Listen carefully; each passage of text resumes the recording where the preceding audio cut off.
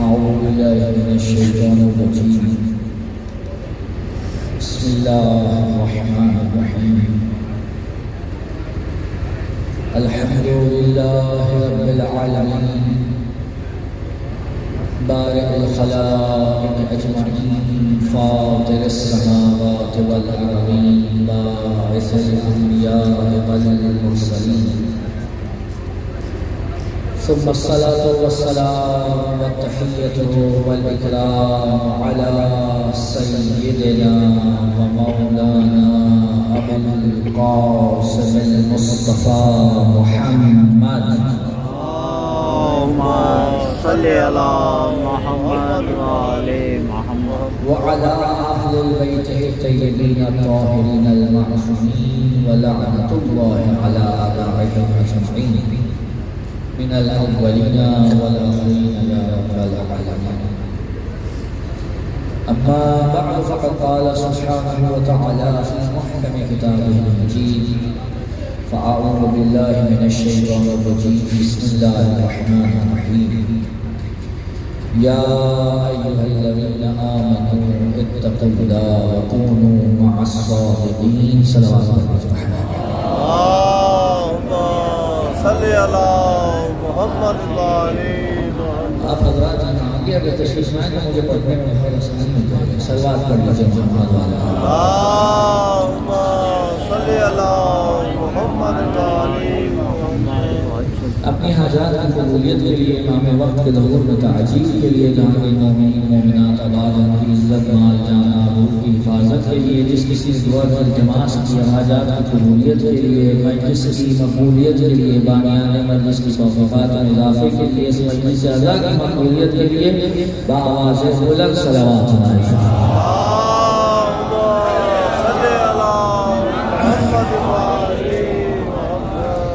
عزیزان محترم،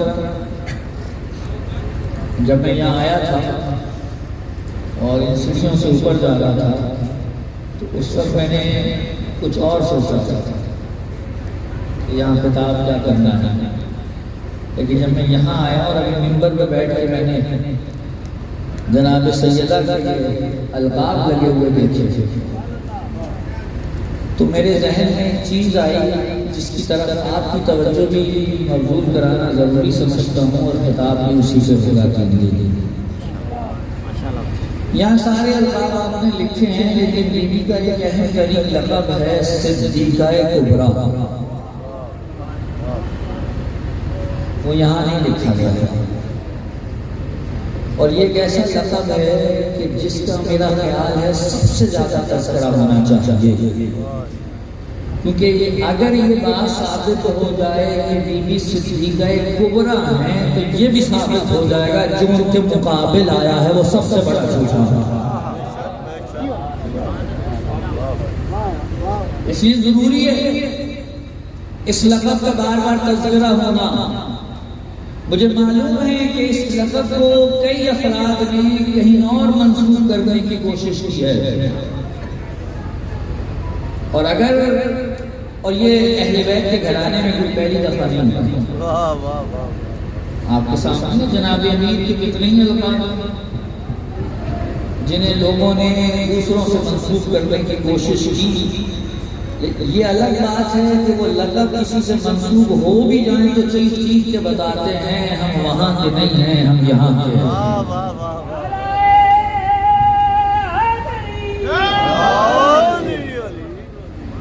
اور دیکھیے یہ ذہن میں رکھیے گا جب بھی کہیں پر کسی کو کسی کے القاب چراتا دیکھیں تو اس کا مطلب جانتے ہیں کیا ہے؟ اس کا مطلب یہ ہے کہ ان کے یہاں فضیلت کی بڑی فاقہ مستی ہے، ورنہ جس کے پاس ہو اسے چرانے کی ضرورت نہیں پڑتی. خدا کے فضل و کرم سے مکتب تشیع میں فقط علی کی ذات ہے جو امیر المؤمنین ہے. اگر آپ اس کا معنی دیکھیں امیر المؤمنین کا کیا مطلب ہے؟ قبلہ تشریف فرما. کیا معنی؟ مومنین کے امیر، مومنین کے سردار، مومنین کے سید و سردار، یہی مانا ہوئے نا. سوال کروں، امام حسن سے مومنوں کے امیر نہیں ہیں؟ بالکل امام حسین نہیں ہیں، امام جعفر صادق علیہ السلام نہیں ہیں، امام زمانہ عجل اللہ تعالیٰ فضلہ نہیں ہیں، سب ہیں. معنی اور مفہوم کے اعتبار سے سارے ہی امیر ہیں مومنین کے، لیکن بطور لقب یہ فقط علی ابن ابی طالب کا اور کسی کا نہیں. اور یہ ہمارا تربہ امتیاز ہے. میں حوالہ نہ دیتا ہوں، اہل سنت کتب میں ایک صاحب نقل کرتے ہیں، کہتے ہیں اگر کسی شخص کے بارے میں پتہ نہ چل رہا ہو کہ یہ شیعہ ہے یا نہیں، تو دیکھیے جب وہ کتاب لکھتا ہے اور اس میں علی کا تذکرہ کرتا ہے، تو اگر علی کے لیے بغیر نام کے فقط علی کے لیے امیر المومنین لقب استعمال کرتا ہے، اس کا مطلب ہے شیعہ. کیونکہ شیعہ علی کے علاوہ کسی اور کے لیے لقب امیر المومنین استعمال نہیں کرتے. بہرحال آیت آپ کے سامنے رکھی ہے اور اس آیت پر یقیناً آپ نے بہت کچھ سماعت فرمایا ہوگا. میں چاہتا ہوں کہ آپ کو اس آیت کے ذریعے اس مقام تک لے جاؤں جہاں بی بی کا یہ لقب ثابت ہو جائے. ذہن میں رہے لقب کیا ہے جی؟ صدیقہ کبریٰ. آیت کہہ رہی ہے اے صاحبان ایمان، اے ایمان والو. بول تو نہیں ہو رہے آپ؟ اے صاحبان ایمان، اللہ کا تقوی اختیار کرو اور سچوں کے ساتھ ہو جاؤ.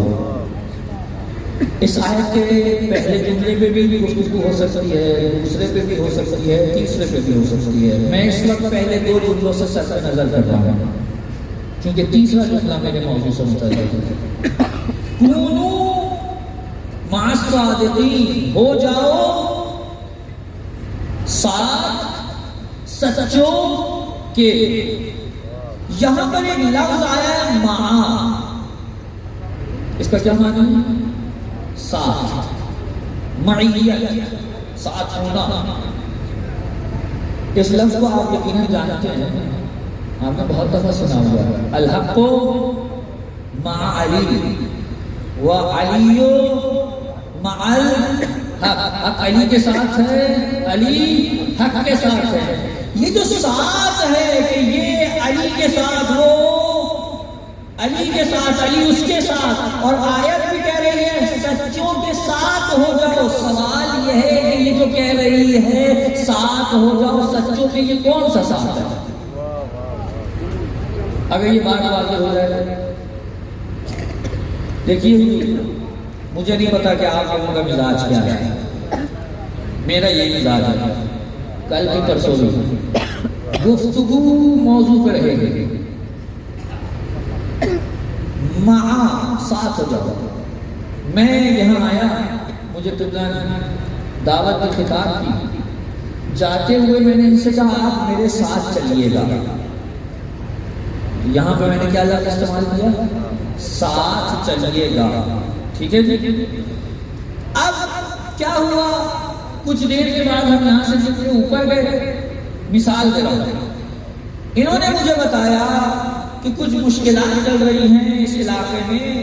ایک محلے میں کوئی لڑائی جھگڑا ہو گیا تھا اور اس لڑائی جھگڑے کے نتیجے میں کچھ مار پیٹ بھی ہوئی اور دونوں افراد نے یعنی طرفین نے جا کر کورٹ میں درخواست دے دی، ایف آئی آر کر گئی. اب کورٹ میں اس وقت کیس چل رہا ہے. تو اہل محلہ میں اب یہ چیزیں ہو رہی ہیں کہ تم کس کے ساتھ ہو. بھئی توجہ ہے کہ نہیں؟ بھی توجہ ہے، توجہ. چیزیں ہو رہی ہیں تم کس کے ساتھ ہو. آدھے محلے والے کہتے ہیں ہم اس کے ساتھ ہیں اور آدھے کہتے ہیں ہم اس کے ساتھ ہیں. سوال یہ ہے کہ جو میں ان سے کہتا ہوں نکلتے ہوئے میرے ساتھ چلیے گا، اس ساتھ میں، اور یہ جو اہل محلہ کہہ رہے ہیں کہ اس کیس میں ہم اس کے ساتھ ہیں، اس کے ساتھ نہیں ہیں، اس ساتھ میں کوئی فرق ہے یا نہیں؟ اگر آپ کہیں جناب دونوں ساتھ ایک ہی ہیں تو ثابت کر دیں، اور اگر آپ کہیں نہیں ہے تو بھی ثابت کریں، یہ دونوں ساتھ ایک سے نہیں ہے، کیا فرق ہے؟ جب میں ان سے کہتا ہوں میرے ساتھ باہر تک چلیں، اس کا مطلب ہے میں ان سے جسمانی اور مادی ساتھ مانگ رہا ہوں کہ آپ کا جسم میرے ساتھ نکل کر باہر تک جائے. لیکن جب کوئی کہتا ہے کہ فلاں کیس میں فلاں کے ساتھ ہوں، اس کا مطلب ہے جسم ساتھ ہو نہ ہو میرا نظریہ اور عقیدہ اس کے ساتھ ہے. توجہ فرمائی اللہ. سوال اس آیت میں جو خدا کہہ رہا ہے سچوں کے ساتھ ہو جاؤ، جسم ساتھ کرنا ہے یا نظریہ اور عقیدہ؟ اب اگر کوئی کہے نا جسم ساتھ کرنا ہے، تو اگر جسم ساتھ کرنا ہو اور حکم خدا یہ ہے کہ اپنے جسم کو سچوں سے ملا لو اور اس کے ساتھ کر لو، تو عدل الہی داغدار ہے. عدل الہی کا حرف آتا ہے، کیسے توجہ فرمائیں گے؟ دیکھیے حضور، یہ جو جسم ہے نا میرا، اس کی کچھ لمیٹیشن ہیں، کچھ حد و حدود ہے، یہ زمانے اور مکان میں قید ہے. اگر اس وقت ادھر ممبر پہ ہے تو اوپر کمرے میں نہیں ہوگا، ایسا ہے کہ نہیں ہے؟ میں اپنے جسم کی بات کر رہا ہوں، ایک وقت میں ایک ہی جگہ ہوگا. اسی طرح اگر یہ آج کی تاریخ میں اس جگہ پہ موجود ہے تو یقیناً 1400 سال پہلے موجود نہیں ہوگا. یعنی کیا مطلب؟ زمانے کی بھی قید ہے اور مکان کی بھی قید ہے. یہ کہاں ہوتا ہے؟ جہاں جسم ہو. نہیں بات نہیں پہنچ رہی شاید. بھئی مجھے آپ بتائیے نا، اگر جسم کی معیت خدا طلب کرے، جسم کا ساتھ طلب کرے، تو میں تو خدا سے کہہ سکتا ہوں پروردگار میرا کیا قصور ہے کہ تم نے مجھے آج کے زمانے میں پیدا کیا، یا تم نے مجھے ایسے علاقے میں پیدا کیا کہ وہاں کوئی صادق موجود نہیں تھا جس سے جا کر میں اپنا جسم ملا لیتا. تو اس کا مطلب اگر خدا یہ حکم دے دے تو اس کا عدل میرے سوال آتا ہے کہ جو کام میں کر ہی نہیں سکتا تھا مجھے اس کا حکم دے دیا. اور خدا کبھی بھی کسی نفس پر وہ بوجھ نہیں ڈالتا جو وہ اٹھا نہ سکے. تو نتیجہ کیا نکلا؟ نتیجہ یہ ہوا کہ اللہ حکم جو دے گا وہ ایسا ہے جو ہر کوئی انجام دے سکے. جسم ملانے کا کب کوئی بہت بڑا فائدہ ہے. کئی ایسے ہیں جن کے جسم ملے ہوئے تھے. میں توجہ نہیں فرمایا، میں توجہ ہے کہ نہیں ہے؟ کئی ایسے تھے جن کے جسم ملے تھے لیکن عقیدہ اور نظریہ ساتھ نہیں تھا. اگر فقط جسم کا مل جانا فضیلت ہوتی تو رسول یمن کی طرف رخ کر کے کبھی نہ کہتے مجھے یمن سے ایمان کی خوشبو آتی ہے، وہاں میرا اویس قرنی رہتا ہے. زندگی میں کبھی اویس نے رسول کو نہیں دیکھا اپنی ظاہری آنکھوں سے. توجہ ہے؟ کبھی ظاہری آنکھوں سے رسول کو نہیں دیکھا اویس قرنی نے. لیکن رسول کیا کہہ رہے ہیں؟ رسول کہہ رہے ہیں جس نے شفاعت کرانی ہو وہ اویس سے کرا لے. عجیب مرتبہ دے دیا. شفاعت کرانی ہے. اچھا کہہ کن کو رہے ہیں؟ ذرا توجہ فرمائیں. کہہ انہیں رہے ہیں جن کے جسم رسول سے جڑے ہوئے ہیں. بھائی رسول کس سے بات کریں گے جو رسول کے ساتھ بیٹھے ہیں؟ جن کے جسم ملے ہوئے ہیں ان کو کہہ رہے ہیں شفاعت کرانی ہو تو اویس سے کرا لینا. یعنی رسول بتا رہے ہیں کہ فقط جسم مل جانے سے کچھ نہیں ہوتا. جب تک نظریہ نہ ہو، عقیدہ نہ ہو، جسم کچھ نہیں کر سکتا. اگر فقط جسم ملے عقیدہ نہ ملے تو شفاعت کا حق نہیں ہے. اور اگر عقیدہ مل جائے پھر نیلا فاصلے پہ ہو شفاعت کا حق رکھتا.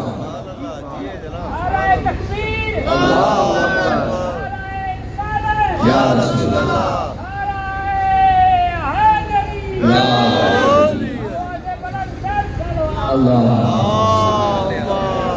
توجہ فرمائیں. توجہ فرمائیں. وہ ویسے کر رہے ہیں کون؟ کبھی زندگی میں رسول سے نہیں ملے. ایک دفعہ والدہ سے اجازت لے کر آئے اور ماں نے کہا جب وقت زیادہ نہیں لگانا، جانا ملنا فوراً واپس آ جانا. جب پہنچے مدینے میں تو معلوم ہوا رسول اللہ موجود نہیں ہے، کہیں گئے ہوئے ہیں کسی کام سے. چونکہ ماں سے وعدہ کر کے آئے تھے لہٰذا روکے گئے کہ ٹھیک ہے میں واپس جاتا ہوں. جب چلے گئے رسول تشریف لائے تو کسی سے بات چیت نہیں ہوئی، کسی نے بتایا نہیں. پہنچتے ہی کہا کیا اویس آیا تھا؟ کہا یا رسول اللہ آپ کو کیسے پتا چل گیا؟ کہا مجھے اویس کی خوشبو آ رہی ہے. یعنی ایمان کی اپنی ہی خوشبو ہوتی ہے. اس خوشبو کو محسوس کرنے کے لیے یہ عام قوت شامہ نہیں چاہیے، اس کے لیے ایک اور درجہ چاہیے.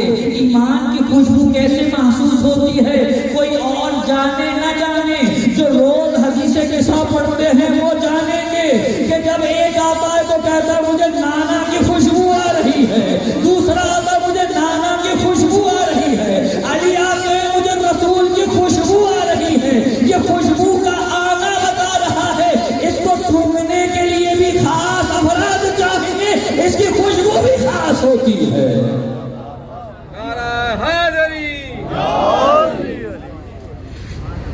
جو خوشبو آ رہی ہے. خلافت دوم کے زمانے میں حضرت اویس آئے، ملاقات ہوئی خلیفہ سے. توجہ ہے کہ نہیں ہے؟ بور تو نہیں ہو رہے ہیں؟ اتنی سردی ویسے ہے نہیں، توجہ فرمائیں. اتنی سردی شاید مجھے نہیں لگ رہی، میں اسلام آباد سے آیا اور آپ کو لگ رہی ہے، لیکن انشاءاللہ آپ ماحول کو گرمائے رکھیں گے تو مجلس آگے بڑھتی چلی جائے گا. ایک صلوات بھیج دیجیے محمد والا.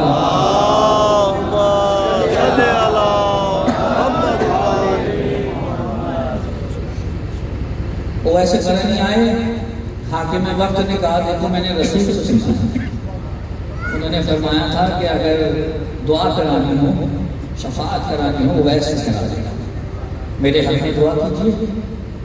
کہ دیکھیے حضور بات ایسے ہے کہ میں تو سب مومنین کے لیے دعا کرتا ہوں، کہ نہیں ہمارے لیے خصوصی کیجیے. کہ دیکھیے خصوصی نہیں ہوتی، ہم تو سب مومنین کے لیے دعا کرتے ہیں. اگر آپ مومنین میں شمار ہوتے ہیں تو ہماری دعا لگ جائے گی، اور اگر نہیں ہوتے ہیں تو میں 1000 دعا کرتا رہا ہوں، جو مومن نہیں ہے اسے میری دعا کا کوئی فائدہ نہیں ہوگا. صلوات بھیج دیجیے محمد والا.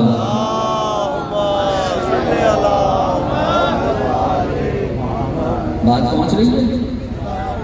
فقط جسم کے ملے ہونے سے کچھ نہیں ہوتا، ضروری ہے نظریہ ملا. نہیں بات اگر نہیں پہنچتی تو میں اور کوئی مثال پیش کروں. خدا سب کو امام رضا علیہ السلام کی زیارت پہ لے جا رہا ہے. صلوات بھیجیے زوردار.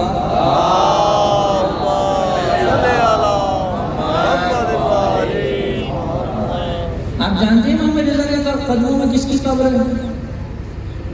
کس کی؟ ہارون الرشید کی. ماشاءاللہ امام رضا کے قدموں میں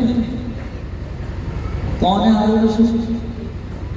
امام موسیٰ کاظم کا قاتل. اللہ کرے میری بات پہنچ جائے. کون ہے؟ امام موسیٰ کاظم کا قاتل، یعنی ایک ایسا شخص جس کی امام رضا سے کوئی ایفیلیشن نہیں ہے. اس کا قلب امام رضا کے ساتھ نہیں ہے، اس کا نظریہ ساتھ نہیں ہے، اس کا عقیدہ ساتھ نہیں ہے، لیکن پھر بھی جسم ساتھ ہے. لیکن اس جسم کے ساتھ ہونے کی اسے کوئی سہولت ملی، کوئی فائدہ ملا کم نہیں. جسم 1000 ساتھ ہوتا رہے، عقیدہ ساتھ نہیں ہے تو تم نے کیا کر لیا؟ نہیں معلوم میرا مجمع کہاں ہے. جسم ساتھ ہے، عقیدہ ساتھ نہیں، نظریہ ساتھ نہیں، کچھ بھی کر لیجئے کوئی فائدہ نہیں ہوا. لیکن ایک شخص میلوں دور مر گیا، دفن ہو گیا. امام نے کہا کہیں بھی دفن ہو جائے، اگر عقیدے میں ساتھ ہے تو اٹھے گا وادی السلام سے، اور اگر عقیدے میں بگڑا ہے تو اٹھے گا وادی برہوت سے، چاہے صاف ہی کیوں نہ دفن ہو. توجہ فرما لیا تھا میں نے بات کی ہے ہارون رشید اور امام رضا کے ذہن میں رکھیے گا، کسی کے اذہان کا میں ذمہ دار نہیں. صلوات پڑھیے محمد و آل محمد.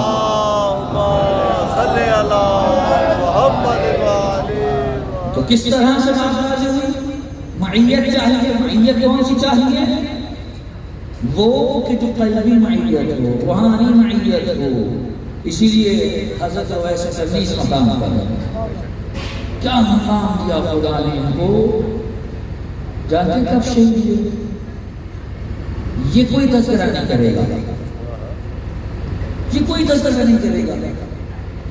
اگر ذکر کرنا ہوگا دانت توڑ لیے کر دیں گے، کیوں؟ اس میں کوئی مسئلہ نہیں ہے نا، کر دو. اچھا جناب علی اور کسی چیز کا تذکرہ کرنا ہے کر دو، لیکن شہید کہاں ہوئے یہ کوئی تذکرہ نہیں کرے گا. کیوں؟ کیونکہ اگر یہ بتا دیا کہاں شہید ہوئے ہیں تو سوال کریں گے اچھا تو جس نے شہید کیا وہ کون تھا؟ اور جب یہ بتانا پڑ جائے گا تو پھر تو تاریخ کی بقیہ ادھر جائے گی اور کہاں کہاں تک بات پہنچے گی اور اس کو کون سنبھالتا پھرے گا. تو کہا پھر بہترین طریقہ کار یہ ہے کہ تذکرہ ہی نہ کرے. جناب امیر المؤمنین علی ابن ابی طالب علیہ السلام جنگ صفین کے لیے کوفے سے نکل رہے ہیں. کوفے سے نکلتے ہوئے کہا جلدی چلو، مجھے جلدی ہے، ہم پہنچنا چاہتے ہیں اس مقام پر جہاں پر یہ جنگ ہونی ہے. رستے میں لوگ آ کر ملتے رہے، لشکر ملحق ہوتے رہے. ایک مقام پر پہنچ کر بقیہ سارے فوجی سپاہی صحابی کہہ رہے یا علی تیز چلیے. علی نے کہا نہیں، رک جاؤ، مجھے یہاں رکنا ہے. وہ کہہ رہے آقا جلدی چلیے، وہ لوگ پانی پہ قبضہ کر لیں گے، وہ اچھی جگہ پہ قبضہ کر لیں گے، ہمیں کچھ نہیں ملے گا. ہوا بھی یہ کہ علی کا لشکر دیر سے پہنچا، دوسرا لشکر پہنچ کے پانی پہ قابض ہو گیا اور علی کو پانی نہیں دیا، علی کے لشکر کو پانی نہیں دیا. میں کہتا ہوں تاریخ پڑھنے والوں ذرا اپنی آنکھیں کھولو، یہ کربلا میں کوئی پہلی مرتبہ پانی بند نہیں ہوا، وہ تو فقط کسی کی سنت پہ عمل کر رہا تھا. دیکھو پہلے کس نے پانی بند کیا تھا. اور جب علی نے حملہ کر کے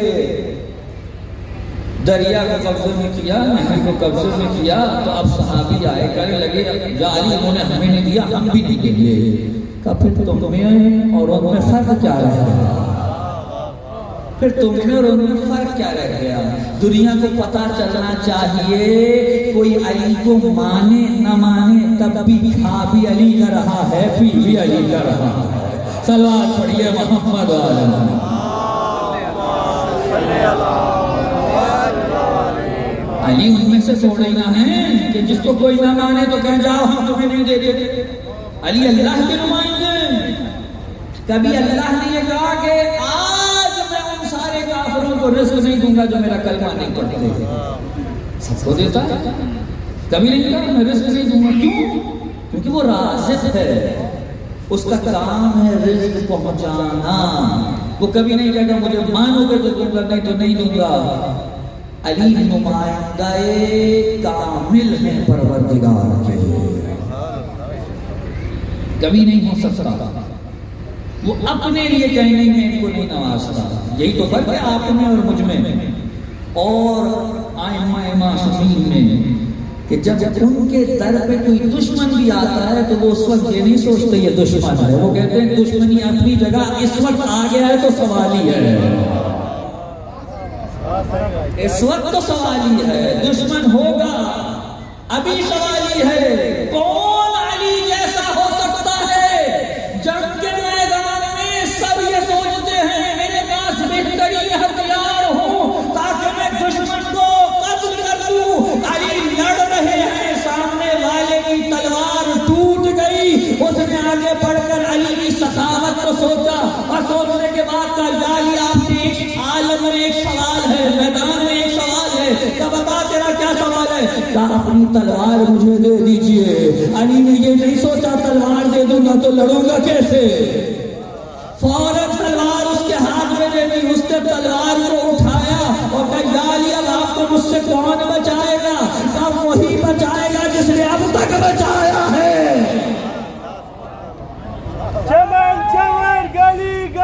علی علی علی چمن چمن گلی گلی علی علی علی علی نگر نگر گلی گلی علی علی علی نعرہ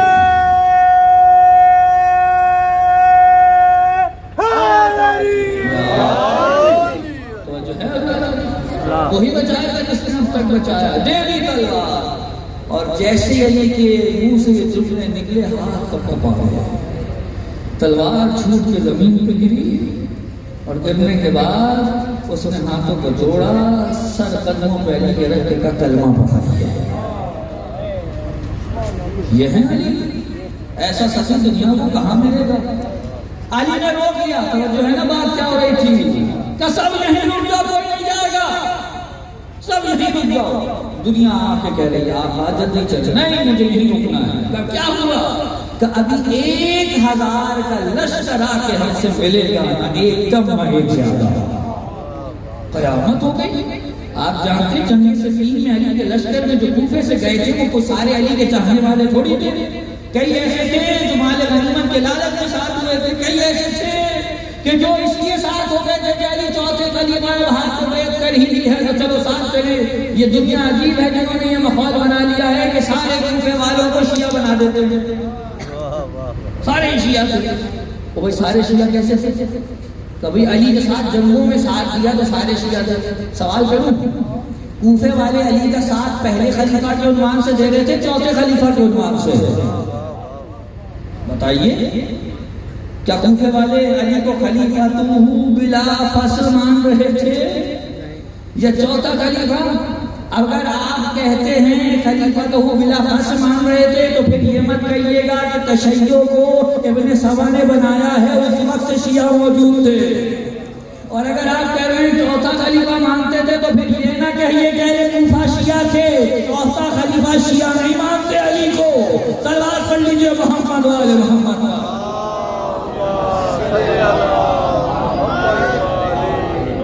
تو جو ہے حضرت کی بہت سے ساتھ ہو لیے کہ چلو بھائی چلتے ہیں. اور اب ڈھونڈ رہے ہیں کوئی ایسا موقع مل جائے کہ ہم کوئی فتنہ نہ چاہیں. اور آپ کو کیا لگ رہا ہے وہ جو علی کے مقابل میں تھا اس نے چھوڑے ہوئے تھے گماشتے کہ کسی طریقے سے کچھ ایسا ہو کہ علی کے لشکر میں تزلزل ایجاد کیا جائے, ان کے درمیان کوئی ایسی چیز ایجاد کی جائے کہ جس سے علی کے لشکر میں فتنہ مچ جائے. علی نے کہا نہیں, رک جاؤ. خود حضرت مالک اشتر اور عبداللہ ابن عباس پریشان. کیا ہوا؟ کہا ابن عباس تمہیں معلوم ہے نا علی نے کیا کہا, نہ ایک کم نہ ایک زیادہ, پورا 1000, نہ ایک کم نہ ایک زیادہ. تمہیں معلوم ہے ہمارے لشکر میں کیسے کیسے لوگ موجود ہیں. ہمیں علی کے اوپر کوئی شک نہیں ہے, اور ایک آدھ کم اوپر نیچے ہو بھی جائے تو بھی کوئی فرق نہیں پڑتا. ہو سکتا ہے ہماری گنتی کا مسئلہ ہو, لیکن ان لوگوں کو جو ساتھ آئے اگر ذرا بھی موقع مل گیا ایک کم یا ایک زیادہ کا تو یہ رائی کا پہاڑ بنا دیں گے, قیامت برپا کر دیں گے. کہاں بات تو صحیح. اب کیا ہوا جناب کہ دیکھا کچھ دیر میں سامنے سے ایک لشکر چلا رہا ہے.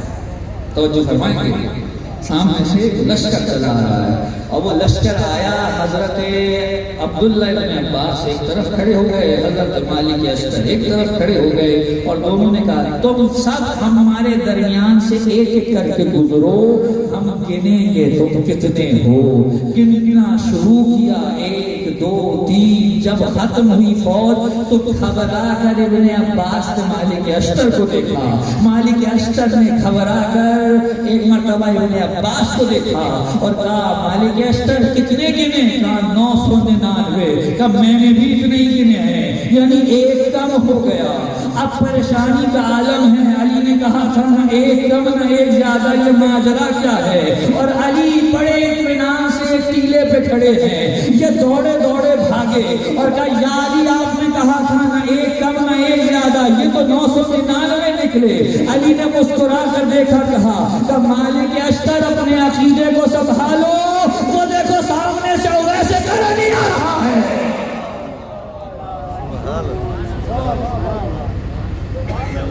وہ ایسا ہے آ کر علی کے سینے سے لگے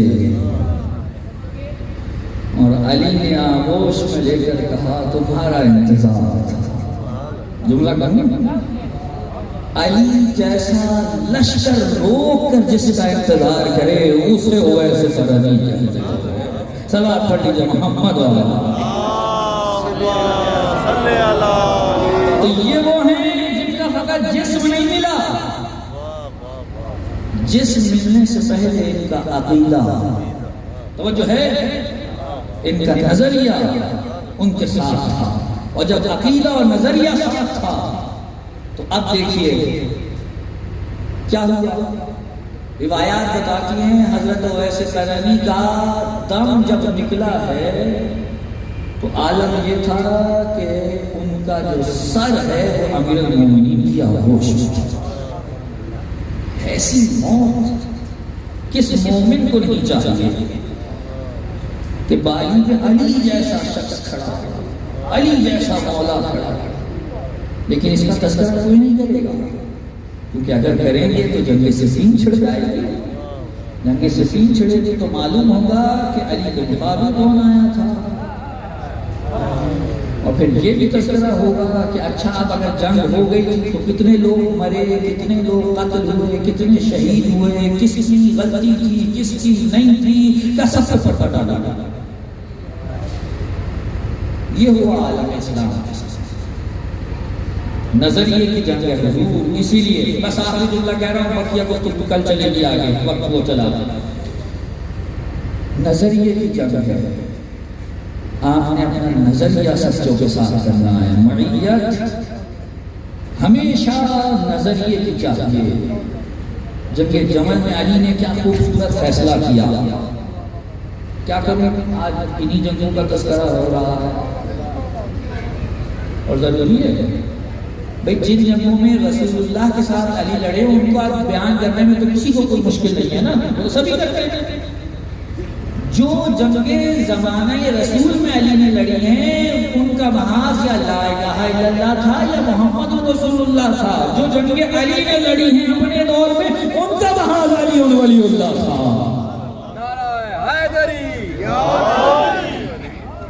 ان کا محاذ علی ولی اللہ تھا. وہ عقیدہ ولایت کی وجہ سے لڑی رہی ہیں، لہذا ان کا تذکرہ کم ہے، ہونا چاہیے. مشکل ہے، معلوم ہے کئی لوگوں کو اچھا نہیں لگتا، نہ لگے ہماری بلا سے. ہم جانتے ہیں تذکرہ کیسے کرنا ہے، ہم جانتے ہیں کس طرح سے پرچوں سے بچنا ہے. صلوات پڑھیے محمد وعلی صلی اللہ. تو جو ہے نا جنگ جمل علی جیت گئے، سب جانتے ہیں. جناب امین جنگ جیت گئے، نہج البلاغہ میں رتبہ موجود ہے. جیتنے کے بعد علی کے ایک صحابی قریب آئے، کہنے لگے یا علی کتنا اچھا دن ہے آپ کو اللہ نے فتح نصیب فرمائی، کاش میرا بھائی زندہ ہوتا، مر گیا زندہ ہوتا اور یہاں دیکھتا کہ آپ کو اللہ نے کتنی عالی شان فتح سے سرفراز کیا، بڑا خوش ہوتا. امام مسکرائے، کہنے لگے یہ بتاؤ تمہارا بھائی کیا عقیدے میں ہمارے ساتھ تھا کہ نہیں تھا.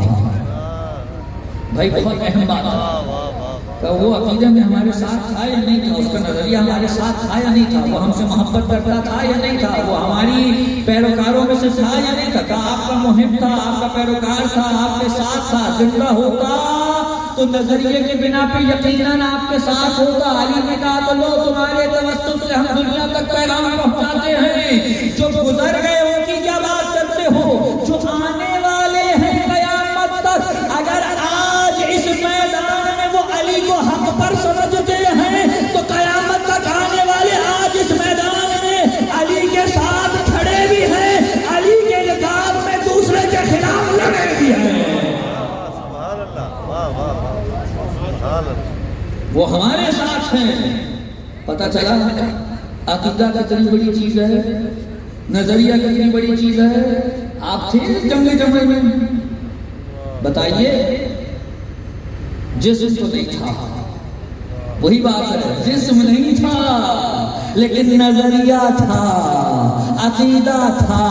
اس وقت بھی علی حق تھے، آج بھی علی حق ہے۔ جو کہہ رہا ہے علی حق ہے وہ اس وقت بھی جنگ میں علی کی رکاب میں جنگ لڑا ہے۔ ممکن ہی نہیں ہے کہ کوئی کہے علی حق میں تھے اور وہ وہاں نہ ہو۔ اسی لیے کسی شاعر نے کیا خوب کہا، کہتا ہے کہ صدیوں کا فاصلہ ہے میرے ان کے درمیان، صدیوں کا فاصلہ ہے میرے ان کے درمیان، لیکن میں جانتا ہوں کہ میں تھا غدیر میں، لیکن میں جانتا ہوں کہ میں تھا غدیر تھے۔ علی کے ہاتھ پہ ہاتھ رکھ کے بیعت نہیں کی، لیکن علی کی بیعت کرنے کے لیے ہاتھ پہ ہاتھ رکھنا کم ضروری ہے، یہاں پہ دل ہونا چاہیے۔ صلوات بھیجے محمد۔ سمجھ آ گئی معیت کیا ہے؟ معیت کس کو کہتے ہیں؟ اللہ نے صادقین کی کون سی معیت طلب کی ہے؟ اس نے یہ نہیں کہا جسم ملا لو، جسم ملانے سے کچھ نہیں ہوگا، اگر عقیدہ ملا ہوا ہو اور پھر جسم بھی مل جائے تو نور علی نور، لیکن اگر فقط جسم ملا ہو، عقیدہ نہ ہو، نظریہ نہ ہو، کوئی فائدہ نہیں۔ اس لیے میں نے دیکھا ہے بعض مومنین یہ کہتے ہیں آخری جملہ، کاش ہم امام حسین کے دور میں ہوتے تھے، کاش ہم مولا علی کے دور میں ہوتے تھے۔ کہتے ہیں نہیں کہتے تھے؟ نہیں، میں بات نہیں پہنچا پا رہا ہوں۔ ایک جملہ ہم جانتوں میں پڑھتے ہیں امام حسین کی، یا لئی اگر کاش نہ اس وقت ہوتا تو میں آپ پر اپنی جان نچھاور کر کے فوز عظیم پہ فائد ہو جاتا۔ نہ آپ نے جان دی، نہ آپ کی گردن کٹی، نہ کوئی زخم لگا۔ اور امام جعفر صادق علیہ السلام کیا ارشاد فرماتے تھے؟ عاشورہ کے اعمال میں امام صادق فرماتے ہیں جس نے یہ جملہ کہا وہ ایسے ہے جیسے کربلا میں شہدائے کربلا کے ساتھ جنگ میں شریک رہا۔ بھئی کیسے ہو گیا؟ نہ میں اس وقت تھا، نہ جنگ لڑی، نہ تلوار چلا، نہ بھالا چلا، نہ تیر لگا، نہ زخم لگا، تو میں ان کے ساتھ شریک کیسے ہو گیا؟ کہ یہی جو بتانا ہے 1400 سال کے بعد بھی اگر آج تم کہہ رہے ہو حسین حق پہ تھے تو تم حسین کے صحابیوں کے ساتھ کھڑے ہو۔ نعرہ حیدری۔ اگر آج بھی تم کہہ رہے ہو فاطمہ حق پہ تھی تو اس کا کیا مطلب ہے؟ اس کا مطلب یہ اس زمانے میں اگر کسی نے فاطمہ کا ساتھ نہیں دیا تو نہ دو، نہ دے۔ تم آج بھی اگر کہہ رہے ہو فاطمہ حق پہ تھی تو اب رسول کی حدیث سنیے۔ اللہ عجیب حدیث ہے، موقع ملا کل یاد رہ گیا تو یہیں سے شروع کروں گا۔ فرماتے ہیں اگر کوئی شخص کسی پتھر سے محبت کرے تو اللہ بروز حشر اسے اس پتھر کے ساتھ محشور کرے گا۔ پتھر سے محبت کرنے والا تو وہاں ہو جہاں پتھر ہو، جو فاطمہ سے محبت کرتے ہیں وہ جہاں ہوں گے۔ خدا ہمیں بی بی کی محبت پر زندہ رکھے۔ میں نے روایات میں پڑھا ہے امام صادق علیہ السلام جب کوفے تشریف لے گئے، اپنی زندگی کے کچھ ادوار میں میرے مولا مدینے سے کوفے تشریف لے کے گئے، حاکم نے بلایا۔ جب کوفے میں مقیم تھے، جس گھر میں رکے ہوئے تھے، وہاں پر امام کا ایک صحابی آیا، اور جب صحابی آیا بیٹھا تو کیا دیکھا؟ امام کے سامنے ایک تشت رکھا ہے اور اس تشت کچھ خرمے، کچھ کھجورے پڑے ہوئے۔ امام سے تناول فرما رہے تھے، تشت کو آگے کیا اور کہا آؤ تم بھی کھاؤ۔ تو اس صحابی نے کہا آقا دل نہیں چاہا۔ آپ سے پوچھوں امام کہے کھاؤ، آپ کا کہیں دل نہیں چاہا؟ اب آپ کو ایسا لگ رہا ہوگا کہ یہ صحابی نے کیا کہہ دیا، لیکن نہیں۔ امام نے کہا تم کیا ہوا؟ کہ آقا کوفے کے بازار سے گزر رہا تھا ایک سن رسیدہ بوڑھی خاتون بازار سے گزر رہی تھی، اچانک اس کے پیر میں ٹھوکر لگی اور وہ منہ کے بل زمین پہ گری تو اچانک اس کے منہ سے نکلا، اے اللہ فاطمہ کے اوپر ظلم کرنے والوں پہ لعنت فرما۔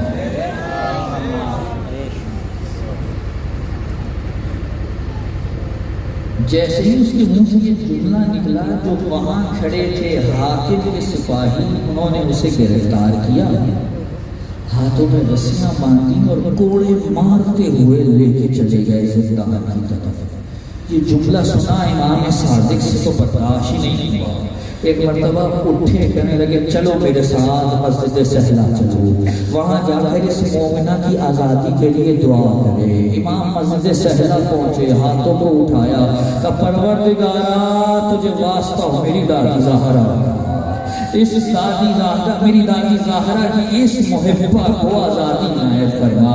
سوال کروں آپ سے، امام صادق کے سامنے اس بیوی کو نہیں مارا گیا، امام صادق کے سامنے اس بیوی پہ کوڑے نہیں برسائے گئے، لیکن فاطمہ کی ایک محبہ پر ظلم ہونا امام صادق سے برداشت نہیں کیا گیا۔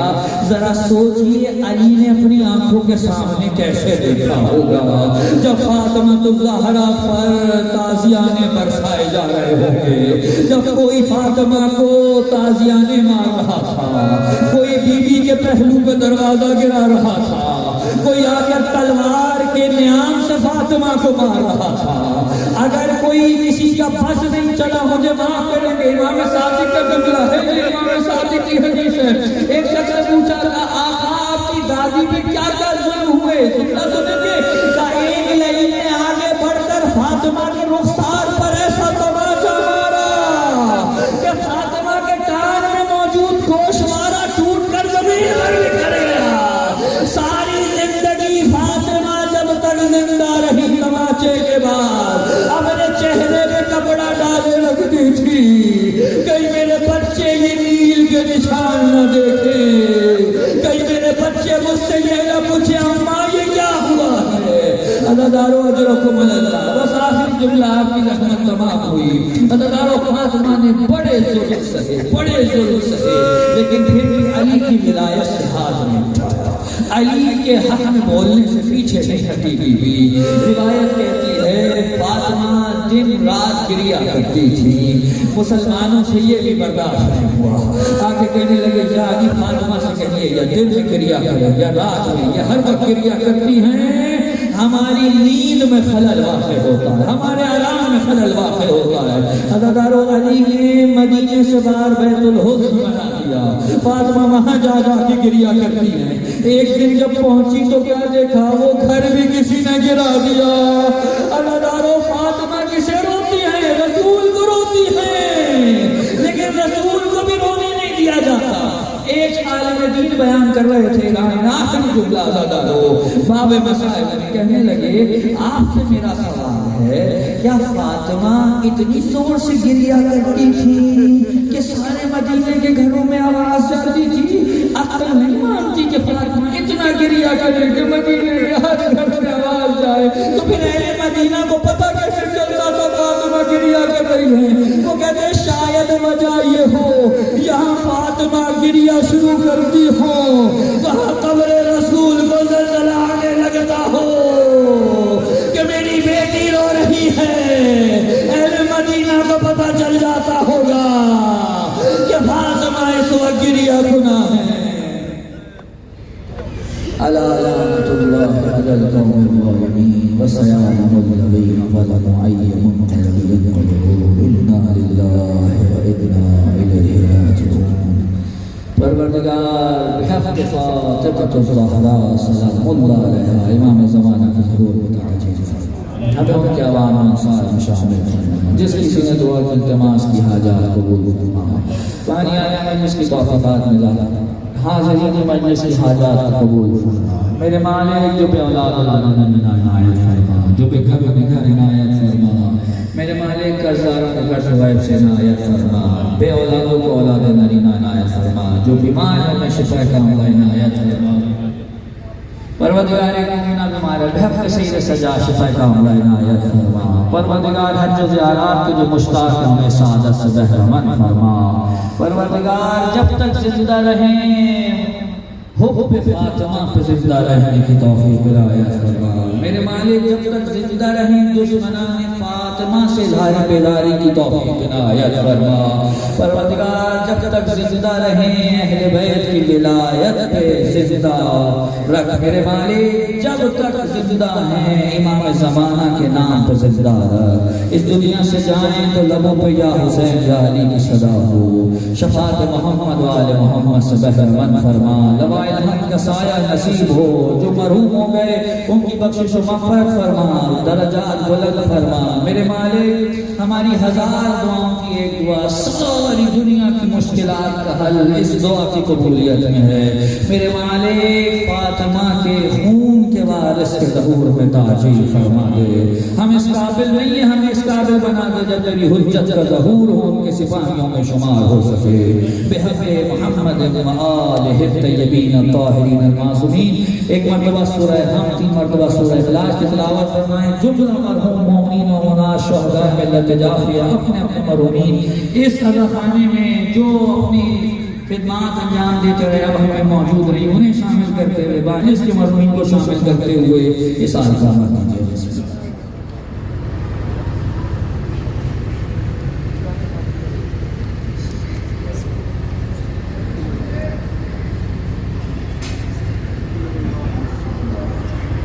مرحوم